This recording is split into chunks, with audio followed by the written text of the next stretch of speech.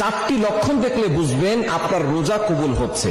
আমাদের রোজা কবুল হচ্ছে কি হচ্ছে না এটা কিন্তু আমরা অনেকেই জানি না, কারণ আমরা কতটুকু আল্লাহকে খুশি করার জন্য করছি এটা একমাত্র আমরাই ভালো জানি। কারণ আমাদের প্রতিটি ইবাদত কিন্তু আল্লাহকে খুশি করার জন্য করতে হবে, ইখলাসের সাথে করতে হবে। ইবাদতের শর্তই হচ্ছে প্রথমে নিয়ত ঠিক রাখতে হবে, ইখলাস ভালো রাখতে হবে, যাতে করে আল্লাহর জন্য করা হয়। এই জন্য আল্লাহ তাআলা বলে দিয়েছেন, ইন্না সালাতি ওয়া নুসুকি ওয়া মাহইয়া ওয়া মামাতি লিল্লাহি রাব্বিল আলামিন, my prayer, my sacrifices, my life, my death, always for Allah. আমার নামাজ, আমার কোরবানি, আমার সবকিছু, জীবন মরণ সবকিছু আল্লাহর জন্য। এই জন্য রোজাটা আল্লাহর জন্য রাখতে হবে। এই রোজা কবুল হচ্ছে কিনা কিভাবে বুঝবেন? চারটি লক্ষণ দেখে। নাম্বার 1, এক নম্বর হচ্ছে রোজা আমাদেরকে আল্লাহ তাআলা এই জন্য দিয়েছেন যাতে করে আমরা মুত্তাকি হতে পারি। আল্লাহ তাআলা নিজে বলে দিয়েছেন 2 নম্বর পারার 6 নম্বর পৃষ্ঠা 11-12 নম্বর লাইন সূরা বাকারা 183 নম্বর আয়াত।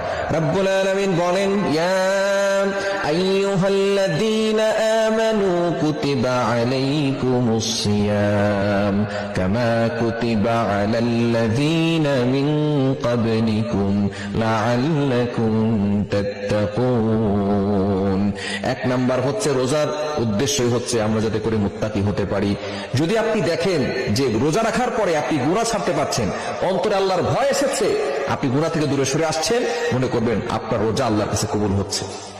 আপনি রোজা রাখার পর যদি আপনি দেখেন যে হ্যাঁ আপনি গুনাহ ছাড়তে পারছেন, একটা সময় আপনি গুনাহ করতেন, এখন গুনাহ ছাড়তে পারছেন, এখন আপনার অন্তরে আল্লাহর ভয় আসছে, আপনি আল্লাহর ভয়ে সকল গুনাহ ছেড়ে দিচ্ছেন, মনে করবেন আপনার রোজা কবুল হচ্ছে।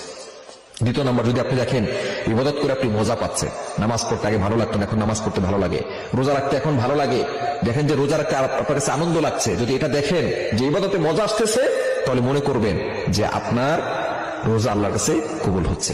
এবং 3 নাম্বার, যদি আপনি দেখেন যে আপনার ধৈর্য ধরার প্রবণতা বাড়ছে, অর্থাৎ আপনি ধৈর্য ধরতে পারছেন, একটা সময় আপনি ধৈর্য ধরতে পারতেন না, যে কোনো বিষয় আপনি কন্ট্রোল করতে পারতেন না, নিজেকে রাগ হয়ে যেতেন, কিন্তু এখন এই রোজা আপনাকে ধৈর্যের শিক্ষা দিচ্ছে, আপনি এখন ধৈর্য ধারণ করতে পারছেন। সাহারির সময় থেকে শুরু করে সূর্যাস্ত পর্যন্ত আপনি কোনো কিছু খাবার খান না, পানির তৃষ্ণা লেগেছে আপনি পানি পান করেন, আপনি ধৈর্য ধারণ করে আছেন। আপনি চাইলে পানি খেতে পারেন, আপনি পানি খাচ্ছেন না, চাইলে খাবার খেতে পারেন, আপনি খাবার খাচ্ছেন না। তো আপনি যখন এটা দেখবেন যে আপনার ধৈর্যের প্রবণতা বাড়ছে, মনে করবেন আপনার রোজা কবুল হচ্ছে।